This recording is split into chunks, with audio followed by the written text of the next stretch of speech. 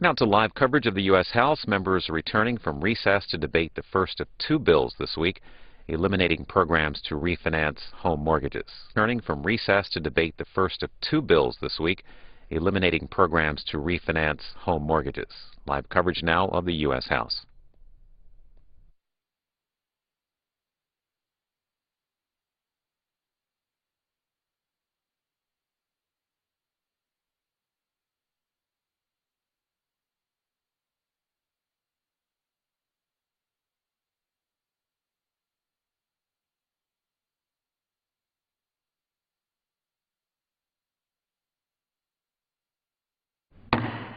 The House will be in order.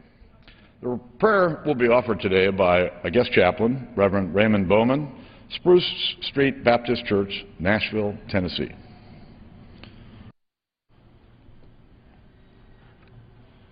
O God of freedom, referred to by many names, embraced in different ways by the many different people who make up this great republic, as leaders and elected officials, center us on the awesome work of serving a people who have been identified as the citizenry of a free nation, the United States of America. Grant us a powerful sense of your presence so that we are not confused about who really leads and inspires a free people. Help us to honor the aspirations of a free nation so that our private ideologies do not distort public passions. May we in our own little ways provide a connected effort to represent well our unique, diverse, but united constituencies. Enable us to see that our best expressions of leadership come not from bold assumptions, but out of humble submissions. Submit us, I pray, to the lofty aspirations that continue to give shape to our wonderful country. We thank you for giving us another opportunity to make real our claim of God bless America. Amen.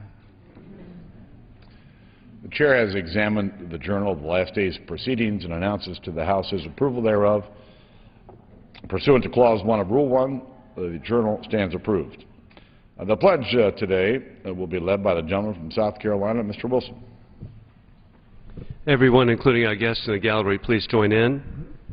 I pledge allegiance to the flag of the United States of America and to the republic for which it stands, one nation, under God, indivisible, with liberty and justice for all.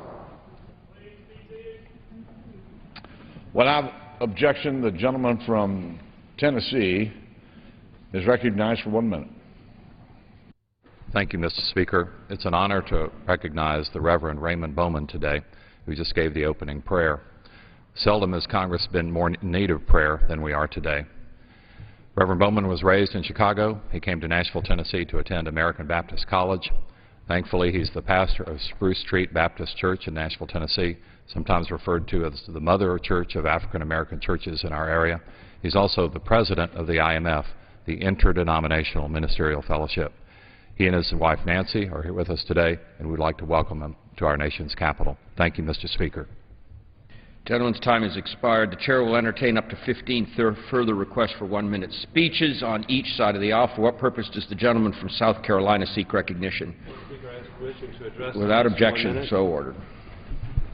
Mr. Speaker, I'd like to commend the efforts of Representative Jeb Hensarling for introducing H.R. 836, the Emergency Homeowner Relief Program Termination Act.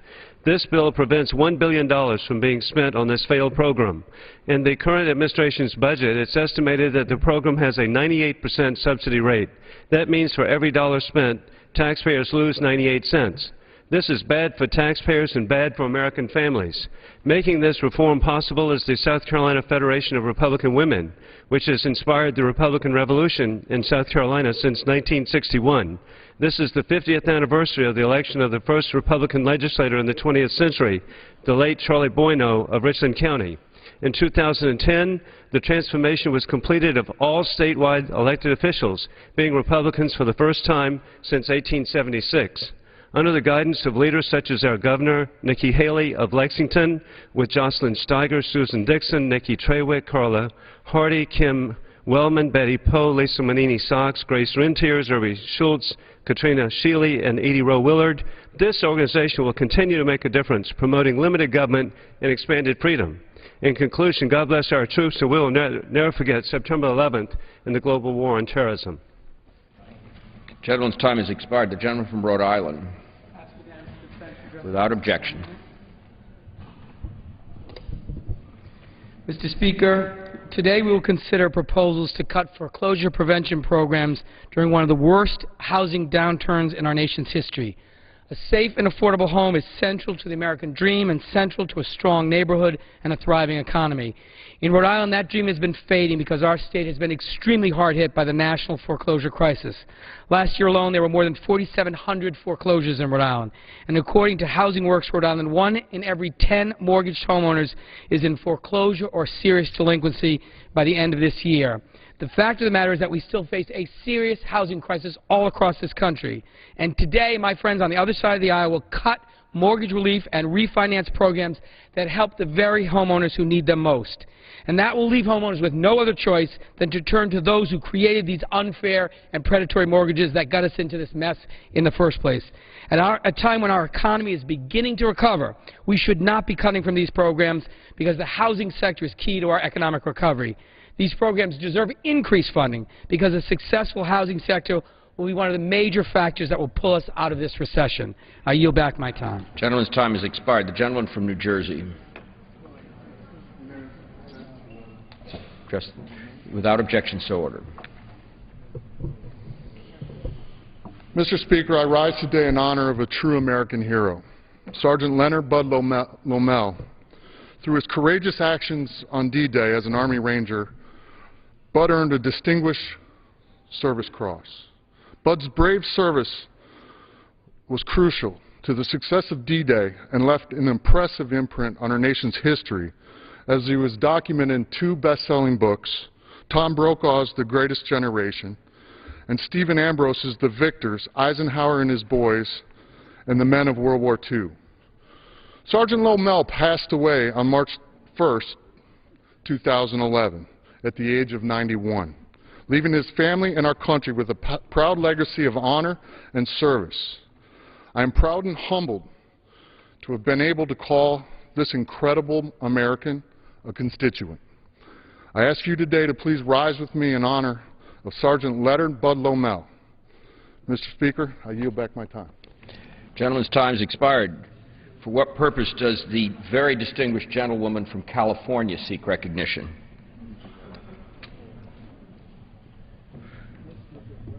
Thank you, Mr. Speaker. Mr. Speaker, California was ground zero of the foreclosure crisis. At one point, 40% of all foreclosures nationwide were concentrated in the state of California. Today in California, nearly 1 in 8 homes is in foreclosure. By far, the majority of my constituents who walk through the door have received foreclosure notices or are on the brink of foreclosure. They have been shunned by the banks and have turned to my office and the federal government for help. Mr. Speaker, the 2 programs on the Republican chopping block this week haven't even been fully implemented: the Emergency Mortgage Relief Program and the FHA Refinance Program. The Emergency Relief Program provides no-interest loans to those who lost their jobs, which is the main reason homeowners fall behind in their mortgage payments. Not only does this response from the majority ignore the basic economic principle that the housing sector is a key component to economic recovery, it also comes without any alternative to reduce foreclosures.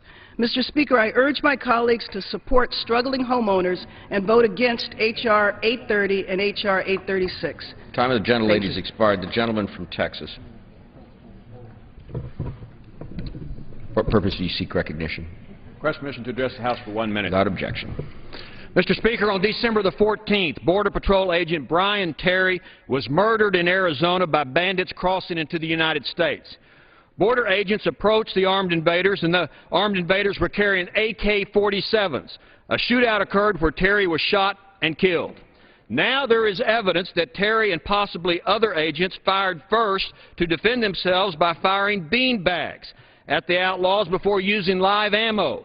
Documents indicate that the agents were required to fire first with non-lethal beanbags before using live ammo. Allegations also show the AK-47 used by the bandits to kill Terry was a gun the ATF had allowed a smuggler to buy in an apparent sting operation and take into Mexico. The idea that when armed bandits invade the United States, our border agents must fire beanbags is nonsense and no way to protect them or the nation. You don't take beanbags to a gunfight. And if the guns and the bandits used came from our government in some type of undercover sting operation, that is sickening and reprehensible. And that's just the way it is. Gentleman's expired. Gentleman from Illinois. Without objection, so ordered. Mr. Speaker, last month our nation created 200,000 new jobs. That's good news. But our country needs to create 335,000 jobs per month to keep up with population growth and to reduce unemployment to what it was before the recession. In communities like mine, unemployment is at least 15%, and the numbers do not include those who stopped looking for a job. In order to hear their stories of the unemployed Americans, I've asked them to send me their resumes to resumesforamerica@mail.house.gov so I can submit them for the record.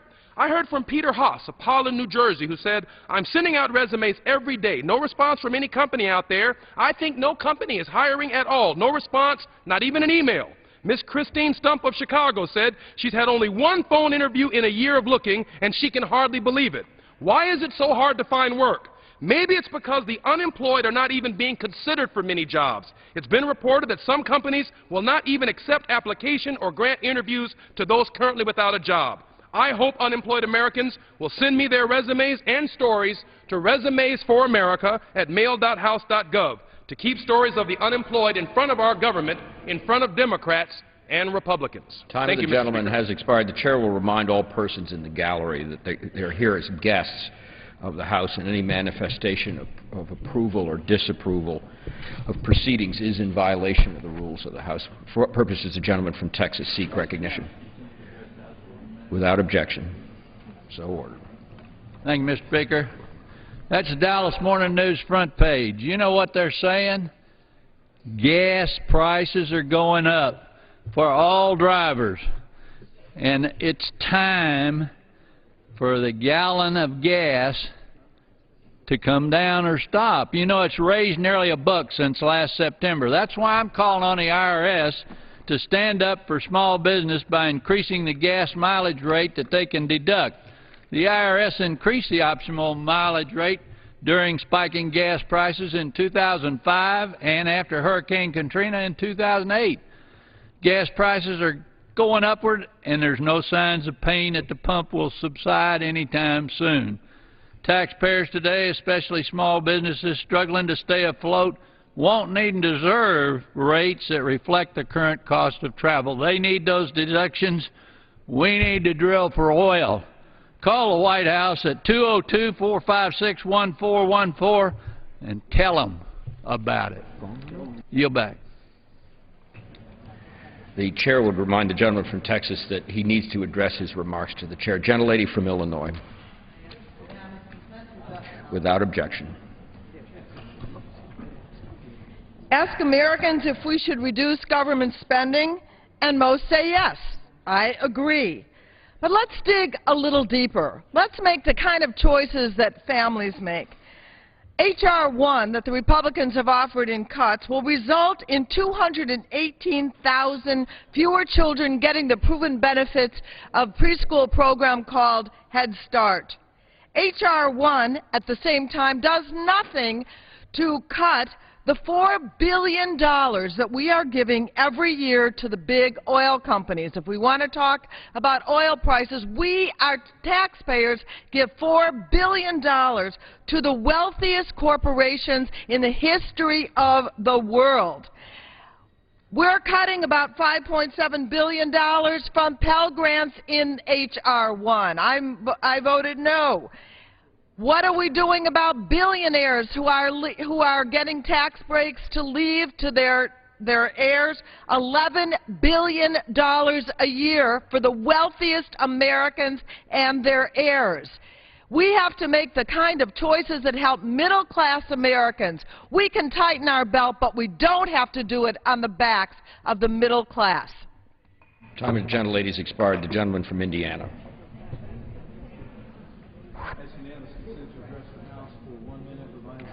Without objection, so ordered.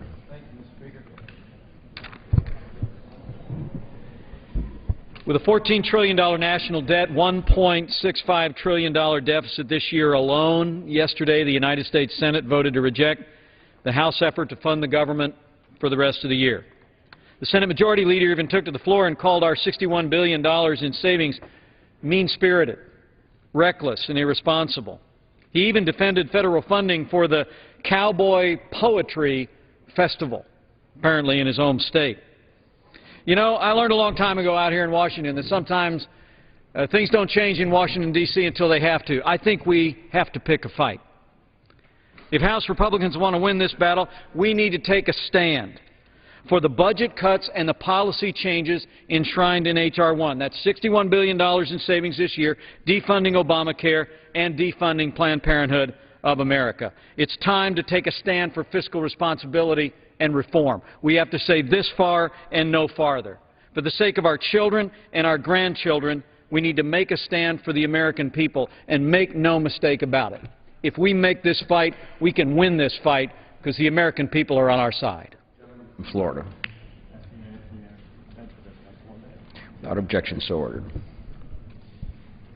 Mr. Speaker, the party of no has officially become the party of no plan. Every week under GOP control has been another week with no plan to create jobs. This is not a game. In Florida, unemployment remains at 12%. People want to work. They want Washington to lead with a jobs plan. With construction and housing so integral to Florida's economy, stabilizing this sector is critical to our recovery.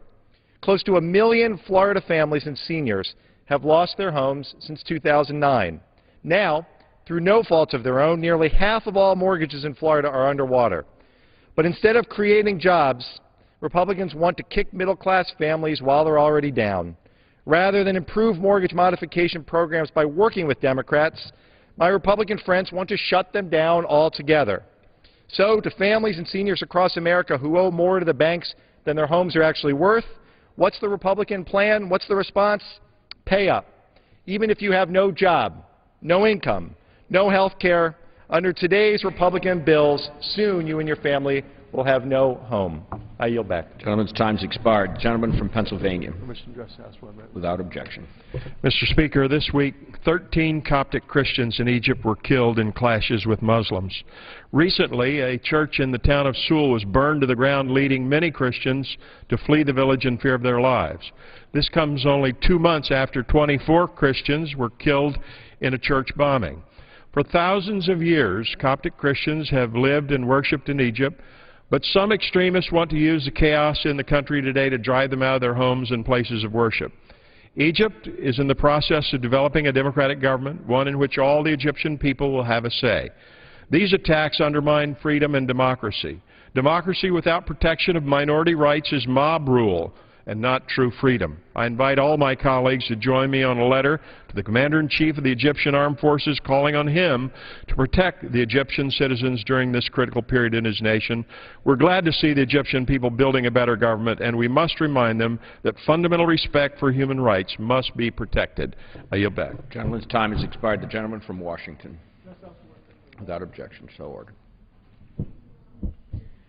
Mr. Speaker, middle-class Americans around the country are very concerned about what's going on in Wisconsin for 2 reasons. The first reason is that they fundamentally understand that while we all have to tighten our belts, and they've seen workers do that in Wisconsin to give up various rights under bargaining agreements, they understand fundamentally that we can't solve this problem by attacking the middle class. And second, that they understand that the shenanigans that went on last night in Wisconsin is an assault on some democratic principles that we have long enjoyed. We've long enjoyed the right to petition our government for redress of grievances. It's right there in the grand old document that we took an oath to. And fundamentally, this is a reduction in the ability of Americans to work together to speak with one voice to and with their government. This will not abide. We've got to respect the middle class. We've got to respect democracy and move forward together as a country.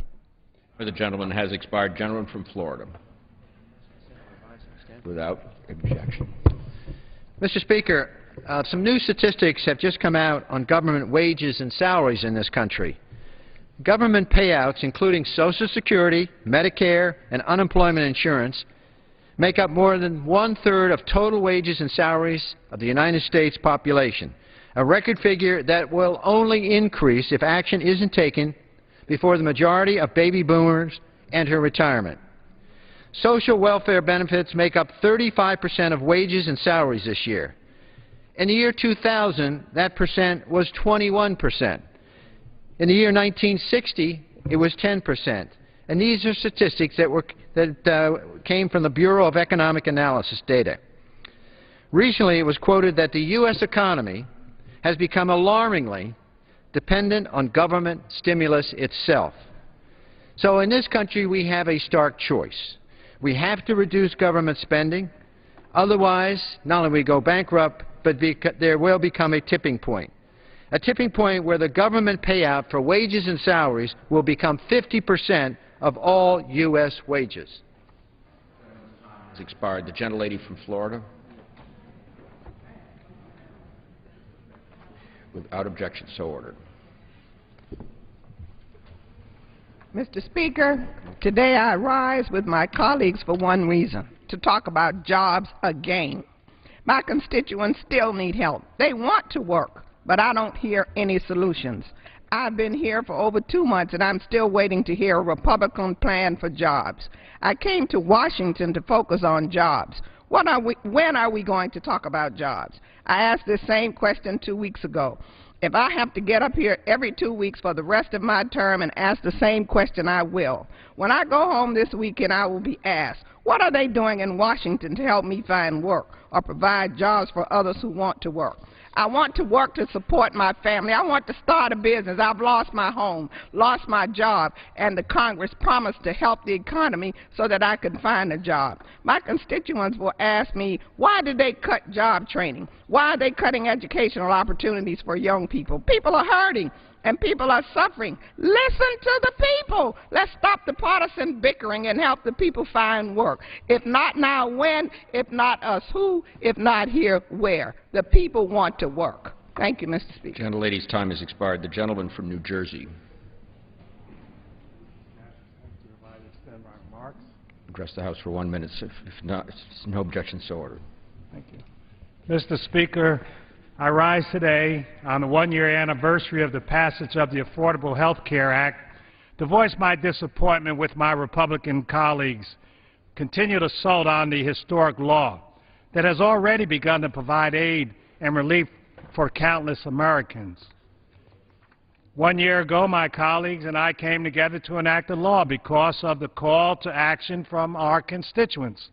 We heard from seniors who could not afford their prescriptions and were in the Medicaid donut hole, parents whose children were being denied coverage due to pre-existing conditions, individuals who were being denied treatment due to lifetime limits, and taxpayers who were bearing the cost of uncompensated health care.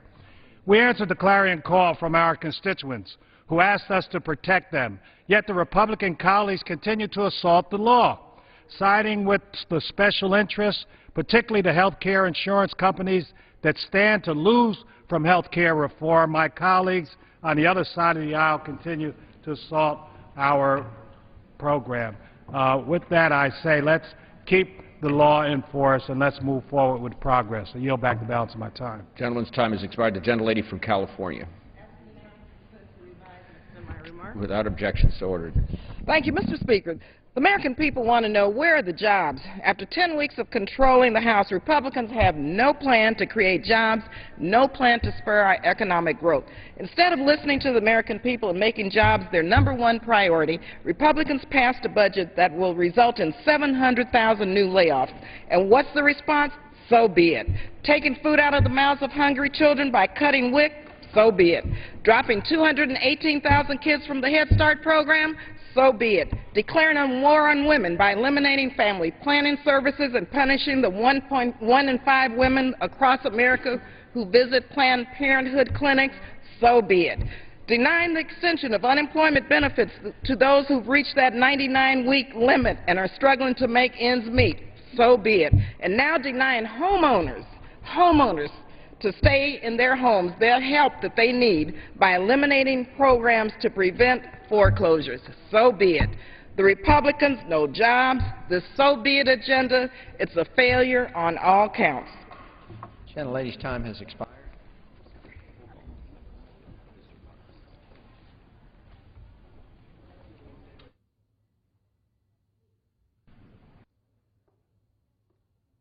What purpose does the gentleman from Alabama seek recognition? Mr. Speaker, I ask unanimous consent that all members may have 5 legislative days within which to revise and extend their remarks on H.R. 830 and to insert extraneous material thereon. Without objection, so ordered. Mr. Chairman. Will the gentleman suspend for a moment? Pursuant to House Resolution 150 and Rule 18, the Chair declares the House and the Committee of the Whole House on the State of the Union for the consideration of H.R. 830. The new Chair appoints the gentleman from New Hampshire, Mr. Bass, to preside over the Committee of the Whole.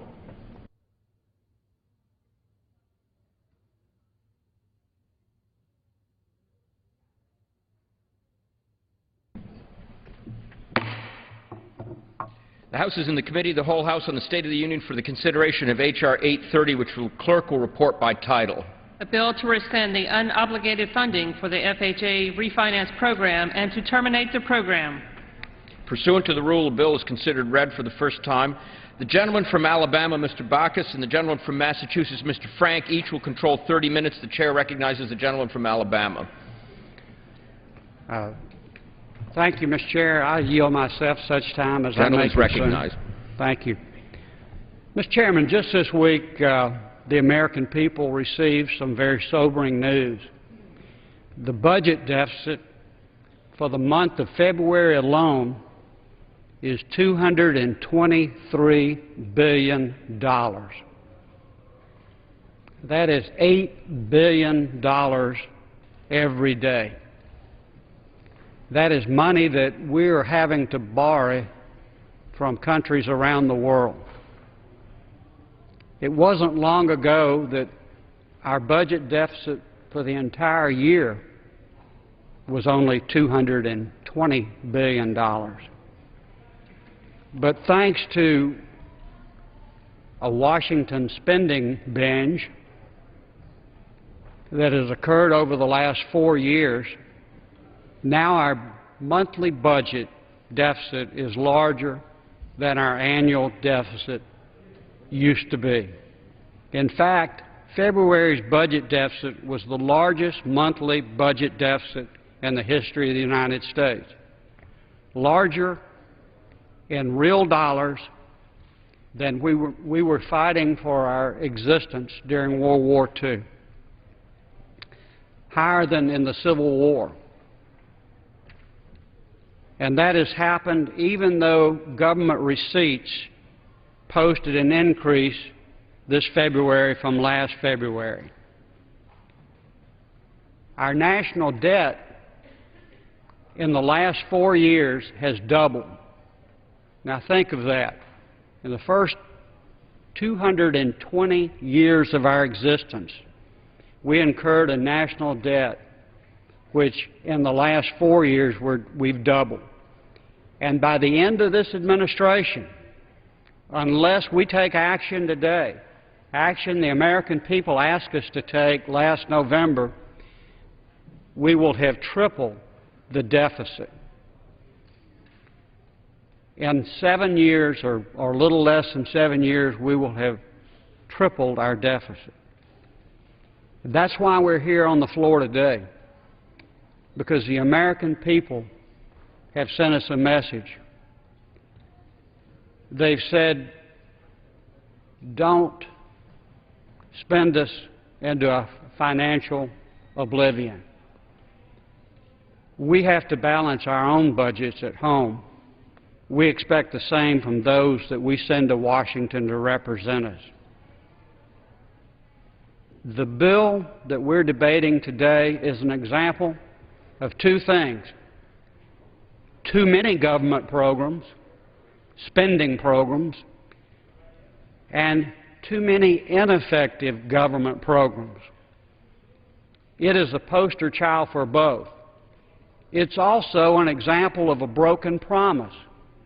In 2008, during our financial meltdown, which has led to a recession and record unemployment,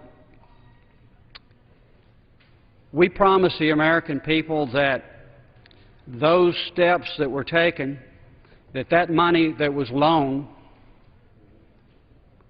would be paid back to the National Treasury. And I'm happy to say that today, most of the money that was loaned to what some have called a Wall Street bailout, what the American people certainly call a bailout, but that it has been paid back with interest, but it's not found its way in the National Treasury. It's not been paid back despite promises to the American people on this very floor of this House a little less than 3 years ago.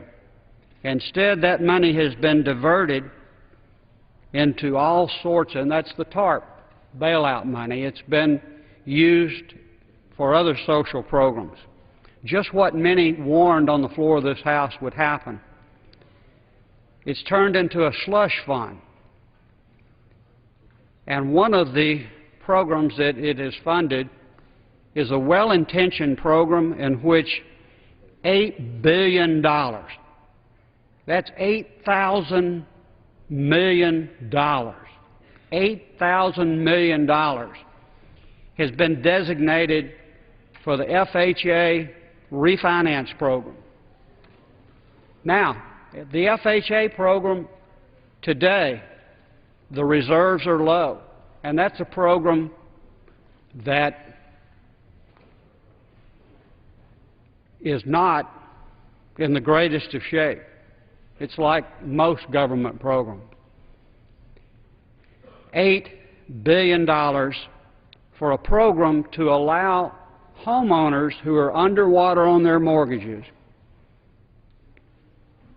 to get a reduction in their mortgage. Now, not all can take advantage of this program. There are what the American people have come to know as winners and losers. With all government programs, it seems that some benefit, but 99% of Americans don't benefit. And that's what's happened here. The administration said we'll literally have hundreds of thousands of people that will line up for this program. But because lenders and borrowers are getting together and working out, or some homeowners are deciding that they can't afford their mortgage and they're selling their houses, 42 American families have been assisted by this program.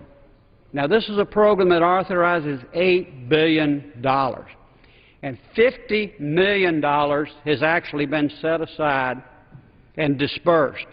In fact, the budget that the President has submitted has a $50 million subtraction there for a program that's helped 42 families. $50 million, 42 families. But think about this. How many Americans are underwater? How many American families have a home where they owe more than the home is worth? 12 million. Somewhere above 11 million. Let's say 12 million. That means that even if this program could have helped 100,000, that it would help 1 out of every 120 American families. 1 out of 120. And yes, some government employee sitting behind a desk would say, you're eligible, you can apply, you win. But what about, and at the most, all the programs we're going to consider this week and next week, which, if we act, will save the American taxpayers billions and billions and billions of dollars. All of them will benefit only an estimated 500,000 families. And as the Inspector General has said, about 50 to 60% of those families, even if it goes to families, as we found out yesterday in a hearing, a lot of it is going to nonprofit groups. And Los Angeles alone, more went to a nonprofit group than went to the county government. But we're only helping 1 out of 22 families. What about those other 21 families?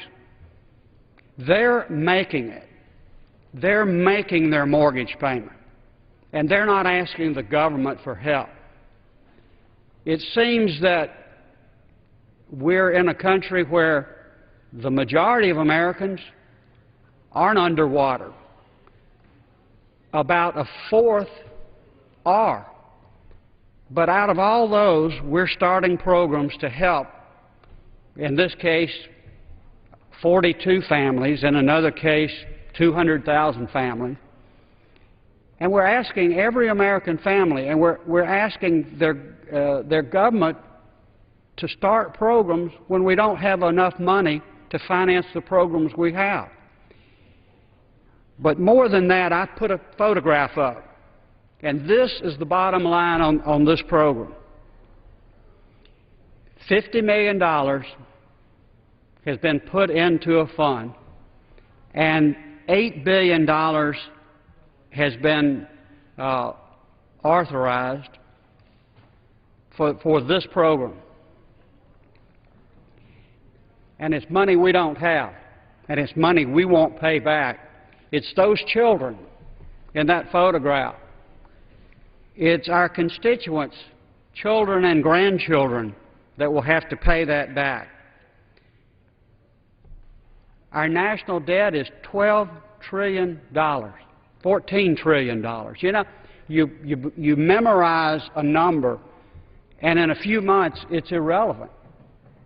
It's no longer the real number. And Robert Gates, on January the 6th, in outlining the Pentagon's budget, said this country's dire physical situation and the threat it poses to American influence and credibility around the world will only get worse unless the U.S. government gets its finances in order. Well, who'll get it in order? It has to be the President and this Congress. That's his quote, January the 6th. The Joint Chiefs of Staff says that our national debt is a national security problem. But the message just doesn't seem to get to this floor. Because today people will come to this floor and say, oh, if we get rid of this problem, everybody that can't pay their mortgage needs to call their congressman and say, you need to pay my mortgage, or you need there needs to be a government program to pay my mortgage. Well, let's not kid ourselves. Those children, that's who we're obligating. Last year we could stand on the floor and said that they each come into this world owing $35,000. Today it's $45,000.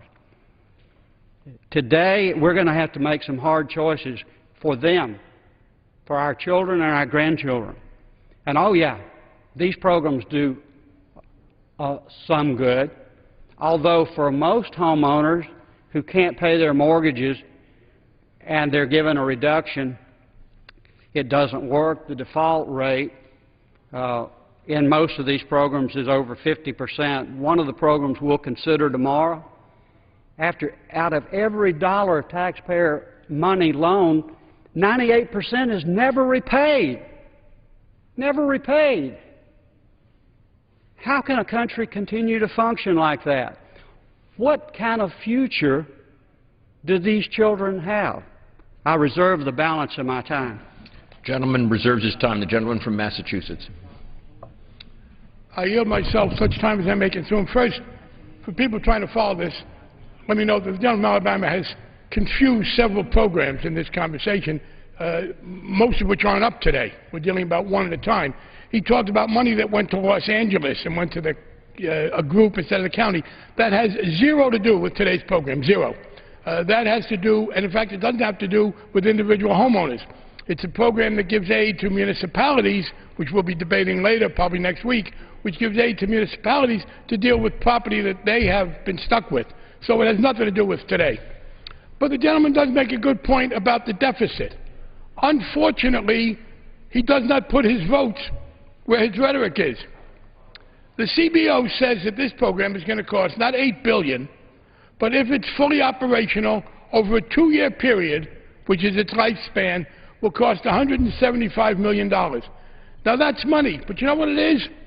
It's much less than the gentleman from Alabama has voted during that same period to send to the cotton farmers of Brazil. We do have a debate about the deficit here, but it's not about whether to reduce it, it's how. The gentleman from Alabama, along with a majority of the Republicans voting, defeated an amendment, with some Democrats, although a majority of us voted for the amendment, to stop sending American tax dollars to subsidize the cotton farmers of Brazil. And in the 2-year period during which we will be dealing with this program, Brazilian cotton farmers, $300 million, Americans facing foreclosure, $175 million. The gentleman from Alabama has a very odd way of saving money on the deficit. And then he says we have winners and losers.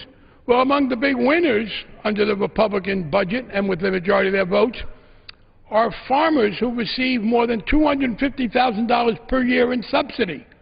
Whatever happened to free enterprise? Whatever happened to standing on your own? An amendment was offered to limit to a measly $250,000 the subsidy any one entity could get. The gentleman from Alabama voted no. That was too harsh. The gentleman from Alabama is for unlimited amounts of subsidy to go to a handful of farmers. But no, we can't spare much less than that over a time period, because in the time period of this bill, that would have cost $200 million, $100 million a year. And then the gentleman quoted the Secretary of Defense. I wish he'd paid more attention to the Secretary of Defense, because he, along with many Republicans, voted to force money on the Secretary of Defense he didn't want.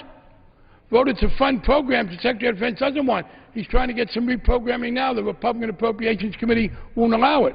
And by the way, I don't agree with the Secretary of Defense fully on this either. I disagree with the gentleman from Alabama and the Secretary of Defense, because they don't want to spend $175 million in 2 years trying to deal with foreclosures in American cities. Instead, they want to send more than twice that amount to Afghanistan for their infrastructure. And you talk about inefficiency. Does anyone think that President Karzai and his administration are going to spend the $400 million my friend from Alabama has voted to send to Afghan infrastructure projects better than we would spend it here? Or $1.2 billion for the Iraqi security forces at a time when American municipalities are having to lay off police officers and firefighters and other essential employees? The gentleman from Alabama voted to send $1.2 billion to the Iraqi security forces. Does anyone here have a great deal of confidence in how efficiently they'll spend it? Now let me address a couple of the mistakes the gentleman made specifically about this program. $50 million is not being spent on 40 people. $50 million hasn't, in fact, been spent at all. Not a penny has been spent. $50 million was reserved out of TARP money to cover losses if they occur. And CBO does say yes. If this program is fully funded, if it gets the participation they expect, the total amount of losses will be $175 million, not $8 billion. The $8 billion was a reservation on the TARP for technical reasons, and CBO says full scale this will cost $175 million. Again, less than the gentleman from Alabama wants to send during that period to Brazilian cotton farmers. Now, people who would vote consistently, as some do, to cut money for Afghan infrastructure, or Iraqi security forces, or Brazilian cotton farmers, or American cotton farmers, or other recipients of subsidy, who then are opposed to this program, I honor their integrity. I disagree with them in some ways, but I honor it. But I cannot accept a lecture on fiscal responsibility from someone who votes to lavish money in wasteful ways on Afghan cities but begrudges it in American cities, who would send it for Iraqi police officers but not American police officers, who would send it to cotton farmers and other farmers in America but not for struggling homeowners. Now, this program has started slowly. And by the way, there's a great contradiction between saying it's only helped 40 people, it's going to cost $8 billion. If the pace doesn't increase, it won't cost the full $175. But here's what we hope. There are negotiations going on now to allow people the benefit of a refinancing. And the gentleman says it's not going to take care of everybody. Of course not. There is not one program that's fit for everybody. There are a series of programs for people in different circumstances. And this is one for people who could benefit from a lower interest rate and a refinancing, but they're underwater and can't do it. It induces the financial institutions to do it. It's voluntary. If the financial institutions find this is unreasonable, they won't do it. There is an effort going on now to achieve a negotiated settlement involving the servicers, the financial institutions, many of which are quite culpable and misbehaved in this process. So these are not innocent victims being shaken down. The attorneys general of every state, Republican and Democrat, and the regulators to try and come up with a solution. And this is the other point that gets lost in the rhetoric when the gentleman who was so eager to send money to Brazilian cotton farmers begrudges a smaller amount going to Americans facing foreclosure. The foreclosure crisis is not just a crisis of individual families. It's a national economic problem. It's a macroeconomic problem. And to the extent that we do not do something to retard the rate of foreclosure, then we make it harder to get out of the economic bind in which we have found ourselves, which, as the gentleman correctly said, started from the meltdown of 2008. And we have been getting out of that at too slow a pace. Dealing with foreclosures is a part of it. This program has not yet become fully operational, and it may never be. But it is here to be used as a tool, especially if we are able to get the agreement among the attorneys general from both parties, the regulators, and the financial institutions. It is a responsible way to deal with this. It will cost less than many of the unnecessary agricultural subsidy programs. I'm going to say, Mr. Chairman, I got to go reread. Maybe I missed a footnote, but I know there are these great free market economic texts from Ludwig von Mises and Friedrich Hayek and others, and they talk about free enterprise and keep the government out of business and let the free market work. Apparently there's a footnote that says, oh, except agriculture. Because overwhelmingly, my Republican colleagues who preach this to working people, to people in urban areas, to people in other jobs, it doesn't apply to cotton farmers or wheat farmers or corn farmers or grain farmers. Billions of dollars go. And as a matter of fact, as the gentleman from Alabama said with his vote, how dare you limit some farmer to a mere $250,000 in entitlement subsidy? Because agriculture is an entitlement. They don't talk about that. They want to talk about Social Security for the elderly, but they don't want to talk about entitlements for agriculture. I do believe we need to cut the deficit. I think we can cut back substantially in what we are doing in Afghanistan and Iraq. We can cut back substantially in agriculture. We can put limits elsewhere, which I would like to do. I would throw in that I did not think it was a good idea to reduce the estate tax that the heirs of William Gates and Warren Buffett are going to have to pay, although to the credit of Mr. Gates and Mr. Buffett, they didn't think so either. They weren't for substantially reducing the estate tax on people who are going to be inheriting, not earning, but inheriting tens and hundreds of millions of dollars. But to support all of that, as my colleagues over there have done, and some here, and then say we cannot put a program out there that will help Americans facing foreclosure, not simply to help them, but to help the cities and to help the whole economy. And there is a great consensus among economists that dealing responsibly with foreclosures is a way to deal with this. So no, please don't believe in $8 billion. It's not there. CBO says $175 million. And $175 million is considerable. But I will repeat, it is less than my friends want to send to Brazil, less than they want to send to build infrastructure in Kabul and Kandahar, less than they want to spend to police Fallujah. And you know, if I thought that latter set of funds were going to be well used, I might feel better about it. But we know how corrupt it is. We know it as a double standard. Let me say finally, expenditures within the United States are held to a very, very strict accountability.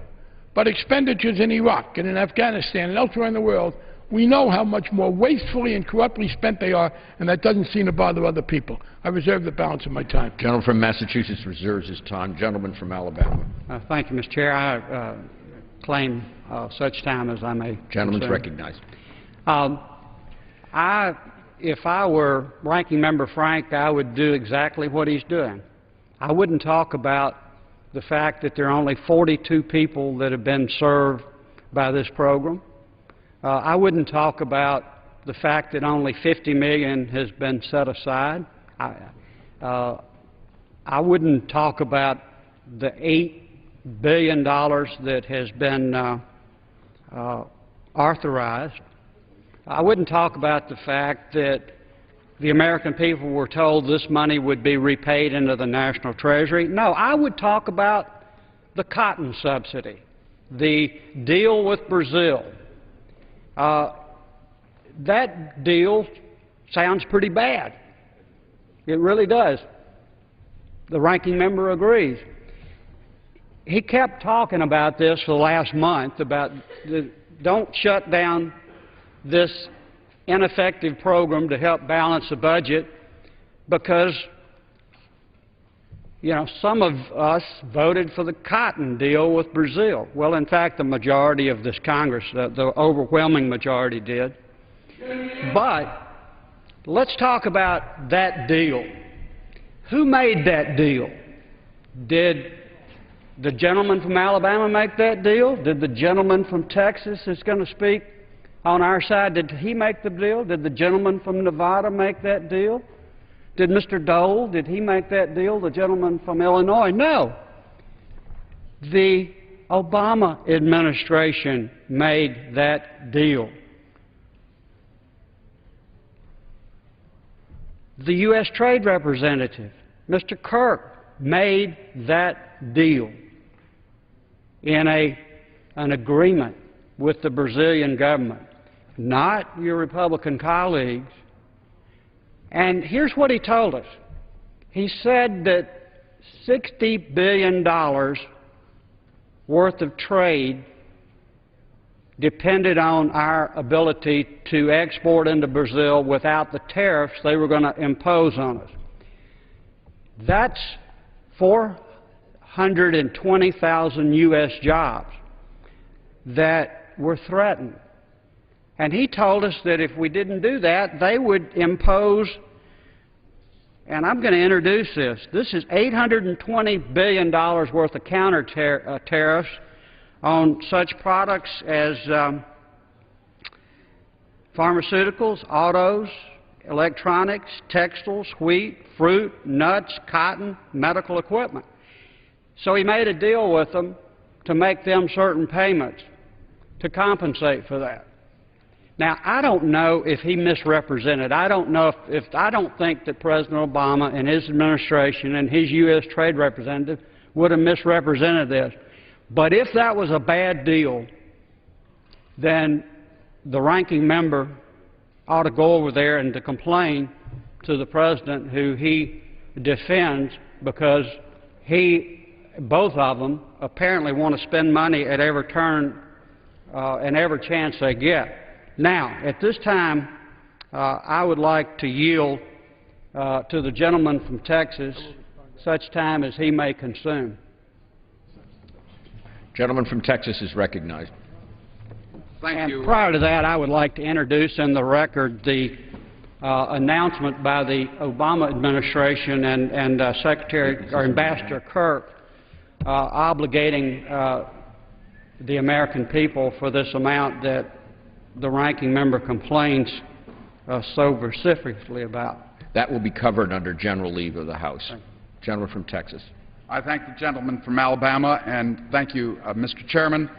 And I'm here in support of the bill to terminate the FHA refinance program. This bill is not about programs that work. It's not about programs that have continually helped to create jobs and to help our faltering economy and our laggard job growth.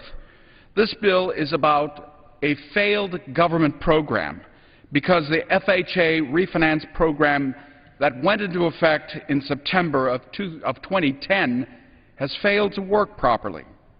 By the end of December of last year, of 2010, a mere 22 mortgages had been refinanced, and through the program at a cost of $50 million. That's an average of $2.3 million per mortgage. The conclusion is very, very clear. The program does not work, and it's wasteful. We are in an economic crisis. According to the Congressional Budget Office, the federal government is set to run a deficit for fiscal year 2011 of $1.5 trillion.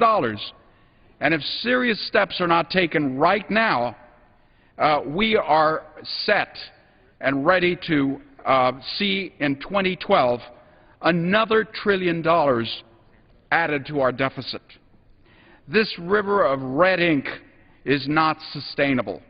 Americans are coming to grips with the fact that if nothing is done, we'll be the first generation in American history to leave for our children a legacy of insurmountable debt and economic stagnation. And while there are a number of difficult decisions that we must take in the months and years ahead, common sense dictates that we can begin to set our spending under control by cutting programs that simply don't work, no matter how large or how small they are, or no matter how beneficent they may sound. They just don't work. This one does not work. And many of my colleagues on the other side of the aisle often think that we're just one government program away from solving our problems. But when you think that way, you end up piling one government program on top of another, wasting the taxpayers' money without even helping our fellow citizens who are struggling in this day and age. The last 2 years have proven that government programs and government spending do very little in the way of stimulating jobs that we need most and economic growth. We in the Congress of the United States have a duty to be the stewards of the people's money, the people's tax dollars. The least we can do is tell our constituents that we're doing our job by cutting the stuff that does not work. This does not work. I yield back my time. Gentleman yields back. Gentleman from Massachusetts. I yield myself such time as I may consume for 2 points. First, you have just heard a fantasy that $50 million has been spent for 42 loans. That is not even remotely close to being true. $50 million has been set aside in the reserve for defaults if and when they come. Not a penny of it has been given to anybody. It's simply sitting in that account in case, and the 42 loans have nothing to do with that. And yes, the gentleman from Alabama said I didn't talk about it. I did talk about it. I corrected the misuse of the $50 million from last week. He didn't misuse it today. And I mentioned that it started slow and it may not get beyond where it is now. I mentioned that it is in reserve to use it more. So yes, we have only got 42. I talked about that. The $8 billion is a fantasy. CBO says that at its best this is going to cost $175 million. The $8 billion is a purely bookkeeping account. But I want to get back to the fascinating explanation by the gentleman from Alabama as to why he and a majority of the Republicans voted to send $150 million per year, last year, this year, for the next couple of years, to Brazil. Obama made him do it. Listen carefully. The explanation for this expenditure to go to Brazil that the poor gentleman from Alabama had to vote for is Barack Obama made him do it. The President is a very convenient place for them to hide. In fact, if he is asking me if I am critical of the President in that, yes, I am critical of the President many times. I agree with him overall. But I do not agree with him that we should send $1.2 billion for Iraq security forces. The gentleman from Alabama did. I didn't agree we should send $400 million for Afghan infrastructure. The gentleman seems to think it's some major debating point because the President takes a position and I disagree. Perhaps his view is you always agree with the President of your party. It's not mine. It's not a responsible way to legislate.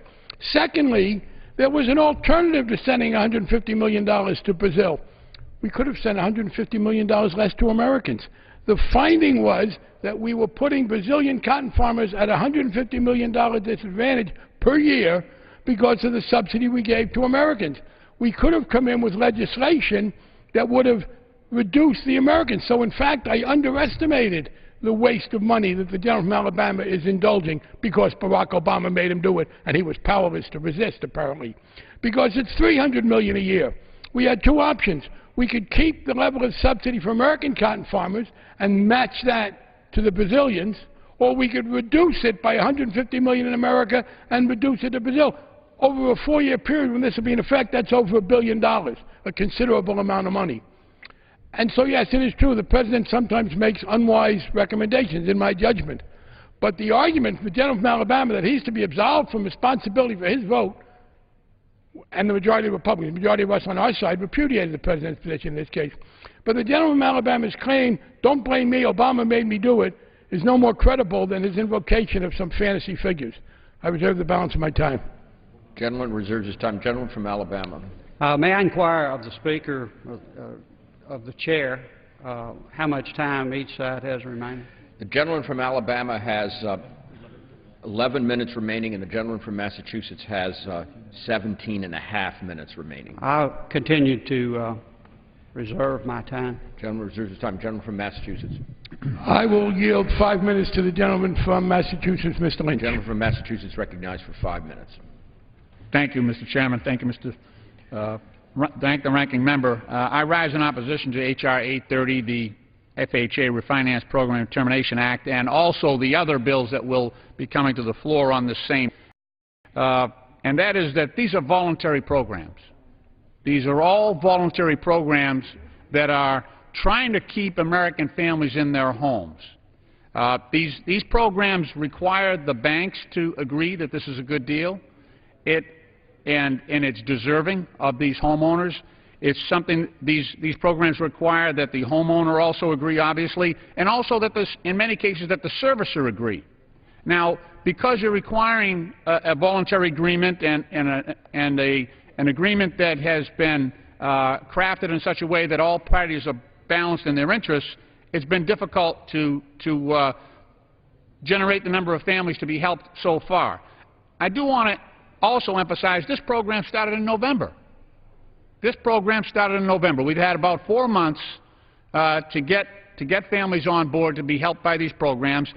For much of that 4 months, we have had abject resistance from the servicers. They have been the obstruction in making these programs work. But I am happy to say that in the last 10 days, we have had 3 major servicers, Ally, GMAC, and Wells Fargo, that have finally come forward and said, we're going to work within this program and we're going to try to help families stay in their homes, not because they're not out of charity, but because they realize that we need to put a floor under this housing market in order to help sustain the weak economic recovery that we have going forward. What exacerbates the situation is also the way the banks have handled this up to now. In my district, and it's happened all across the country, we've had situations where banks and services have employed robo-signers to the point where many of these foreclosure documents have been signed without full knowledge by the individuals charged with that responsibility. We've seen many courts in this country look at the foreclosure process used by these banks and have ruled them to be illegal, and that, in fact, the banks did not own the homes that they were trying to foreclose on. And this has happened thousands of times across the country. It's not been a smooth process. We've also had a very, very difficult situation for our men and women in uniform. Despite the fact that there's been a law in this country since World War I that we will not foreclose on service members' homes while they are in combat, while they're in Afghanistan or Iraq. We've had banks do hundreds and hundreds of foreclosures on our men and women in uniform. There are needs for these programs, and yet we're conveniently forgetting those facts. Lastly, this bill, with all due respect, has been poorly drafted in a meaningful way. This bill, if adopted, would prohibit all voluntary agreements between parties to stop these foreclosures. And I understand what the targets of my Republican colleagues are, but the bill is drafted so broadly, it would prevent the banks and the FHA and the homeowner and the servicer to come to a voluntary agreement. Private enterprise has been something that my colleagues used to encourage. And here we have voluntary agreements that will be prohibited by this bill. And I do not think that is the intent of the gentleman. However, that is the actual impact of his legislation. And I have an amendment more specifically to deal with that at a later time. But we have to slow down the foreclosure process to put a floor under this economy. We have to help the families that can be helped. And this FHA Refinance Program Termination Act would prevent that from happening. I thank the ranking member for the time, and I yield back. Gentleman yields back. The gentleman from Alabama. Thank you, Mr. Chair. I yield 4